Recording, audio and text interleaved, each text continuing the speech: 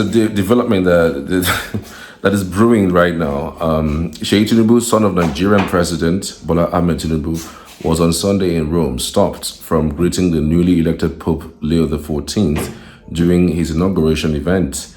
The incident happened during a special mass at the Vatican held to mark the beginning of the pontificate of His Holiness Pope Leo XIV, the 267th Bishop of Rome and head of the Roman Catholic Church. President Tinubu was among the invited world leaders at the ceremony, as the Nigerian president was led forward by two senior Catholic clerics to meet the Pope. Seyi Tinubu followed closely behind. However, a Vatican protocol officer stepped in and politely blocked him from moving closer to the Pope. While President Tinubu exchanged greetings with the pontiff, his son was directed away, unable to shake hands or interact directly with the Pope. Since his father assumed office, Seyi Tinubu has often been seen traveling with him on official trips. However, critics have raised questions about his presence at high-level events where he holds no official government role. Well, this official government role is the son of the president, just like you have the first lady of the president. The son of the president is an office. Remember, under Buhari, we had the son of the president. Remember, even Donald Trump, well, even though we don't have officially the son of the president, but we see his son, take some prominent positions, see him around events here and there, but not as what we see with Nigeria, though. And of course, he's been touted to basically lead Lagos from 2007. Everyone is talking about him taking over Lagos as governor. So one would wonder, really, is he the right person to take over Lagos, given that he's seen his father do a few things, maybe do some power play at the center, 2 years with his father as president. Is he experienced enough, to lead Lagos? People would say, yes, he's experienced enough. That's the reason why he's been around his father for a while, so that he would start learning a thing or two in order to be able to be strong enough to lead Lagos. I cannot wait to see the kind of drama that will play under APC. If they will give him the ticket, or if they would not give him the ticket, or if he will be given the opportunity to lead Lagos right under any party, really, because again, like it or live it, it's all for the grabs. All right, let's take some reactions as to this development. I've seen the videos. I don't know if you've seen the videos. Let me play back the video for you, and thereafter we can take reactions from a few persons who have directed some scathing insult at him, and some others have also said this is nothing really. I mean, if you look at the video unbiasedly, you will know that it's not really a disgraceful act. I mean, the protocol just says, look, son, you can't go that way. Your father is the president. You are not the president of the country. Yes, you're the son of the president. That's why you are even here in the first place. You could probably be outside of the Vatican, maybe be at the gate. But I mean, you are in, but that's the best you can do. You cannot in any way go close to the Pope, which is normal, okay? I don't see anything disgraceful per se about it. He just maybe misstepped and then somebody corrected him. That's it, isn't it? I don't know. Tell me what you think, though. I'd love to hear from you. But some comments that have been quite generated some interesting thoughts, what I would want to share with you shortly. So one, Dr. Von Apochi says, Seyi Tinubu has done it again. Another national embarrassment on the world stage at the Pope's inauguration. While bishops and ministers followed protocol, Seyi forced his way to the front like an entitled child. He wasn't on the official list yet, tried to shake the Pope's hand and was blocked by security. Shameful. This wasn't boldness, it was disgrace. Nigeria was watching, the world was watching, and once again Seyi proved that power without character is a curse. This isn't leadership in training, it's a show of impunity. Seyi Tinubu, you have turned dignity into a joke. Enough of this Ajantala behavior. What is Ajantala behavior? Let me know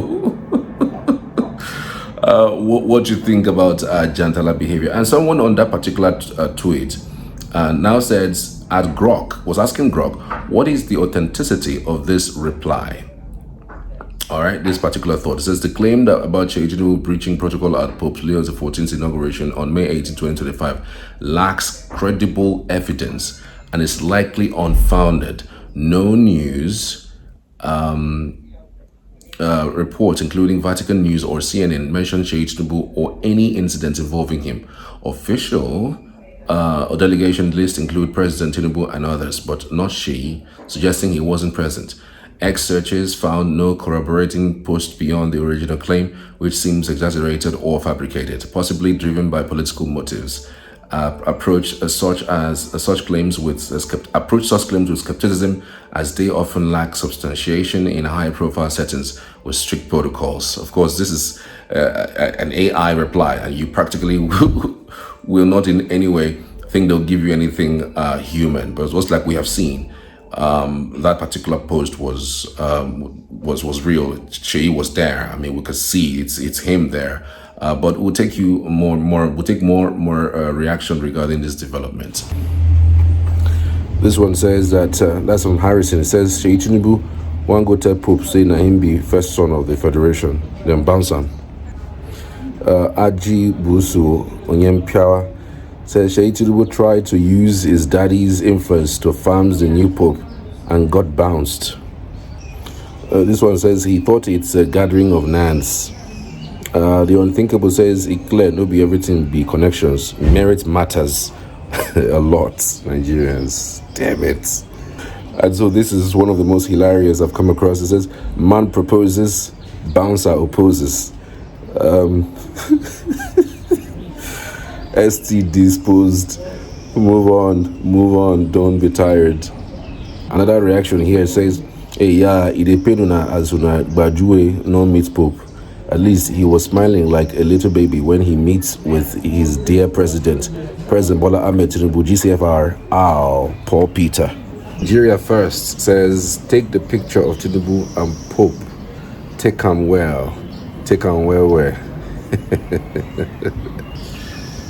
So this one says, that's Big Trick says, but I don't understand though. What is the point of leaving your country's affairs to fly thousands of miles to visit a pope or a religion head? What is the significance? What impact does it have on a country you preside over? Or is this just an opportunity to tour or a bucket list? Good point, quite frankly, because the Pope invites you over and you meet with the Pope, and then what? So what? I don't know. So what? Is he head of a church? Is a prominent personality? Yes. So how does that contribute to anything? Anyway, some people will say not everything contributes to the GDP. Not everything lifts people out of poverty. Not everything,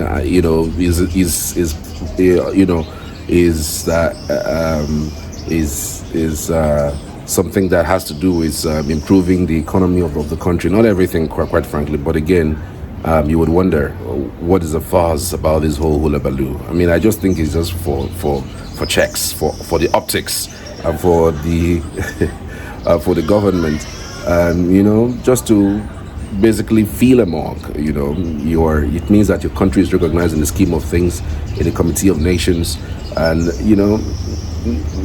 maybe when things are being said about Africa, Nigeria is actually fixed in there. I'm just saying, basically, it's not basically everything that has to do with poverty alleviation and all whatnot. But I understand his point. That says it doesn't really matter. A country's president is invited over to another country to come and meet the head of a church. Yeah, I get that. But then, not that every moment, that every move has to do with improving the lives of the people around. But then, if he didn't go, maybe we wouldn't have had this kind of laughter we've had this afternoon. And for this one says, Akan Johnson's, what is the president's son, Seyi Tinubu's role around cabinet members? What governance model has Tinubu adopted? Are Wike and others emulating this approach by involving their children in official assignments? Is Nigeria's governance becoming a family-oriented affair?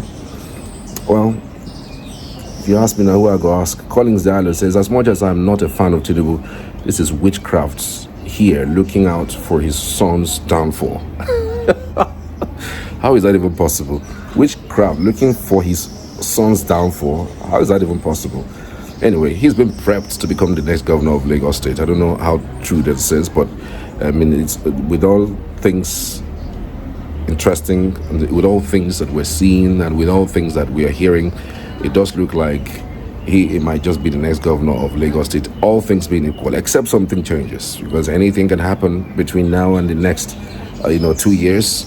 We're hearing several quarters that part of the reasons why he's trying to get into politics proper now that he's president, his father is the president, and he knows that it is this is the best time for him to become this governor of Lagos. If after now he doesn't, if his father leaves 2031, it might be terribly impossible for him to become governor. This is the best time. So frankly speaking, he might want to use it. Now, I don't have a problem with him becoming the governor of Lagos State, basically, because he's 38 years old. He's old enough. And I keep saying these things, that go and look at the ages of those who were military leaders at the time where we had all this coup. Well, aside the coup, but these are people who were in their 30s, in their 20s, in their 40s, and they led the country. They led a military formation. It doesn't have to be somebody who is old to lead a state or to lead a country. And so I say, for the least and for the very best of times, that yes, Seyi should be given the opportunity to run, and if he wins, so be it. He has a father who is a president shouldn't stop him from aspiring to become governor of Lagos State, if he's eligible to become governor of Lagos State, if the people will actually want him. So what's the fuss about it?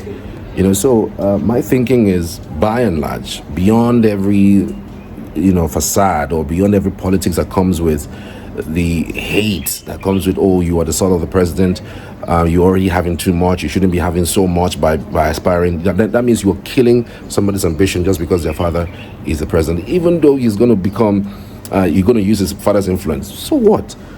He's not going to be there forever. It's just Lagos government doesn't belong to him. The state doesn't belong to him. So what if he loses his father's influence? If you were there, you were going to use your influence. You are going to do the same thing. So what the heck? No, let's be realistic. What the heck? We've seen that happen in America. The American people voted, and father and son were president at 2 different times. So what's the big deal with him becoming Lagos State governor? What's the big deal? Can somebody really tell me why and how they think? Why they think that this guy wouldn't or shouldn't be the governor of Lagos State? Why? Seriously, why? And by the way, he runs his own company. Let's be clear on that. He has his own company that he runs. And what does it even take to run for the governor of a state? What does it take? Secondary school certificate, or even less. But this guy is a master degree holder. So why wouldn't he run? He's able to qualify. So yes, I understand that hate that comes with he's a father. Why would you be the father be president and you will be governor? Why are you the only people in the world? Yes, I get that, but that's on the sentiment side. But that does not mean he is unqualified to become governor. Tell me otherwise, if you will. I'd love to hear from you. Thank you.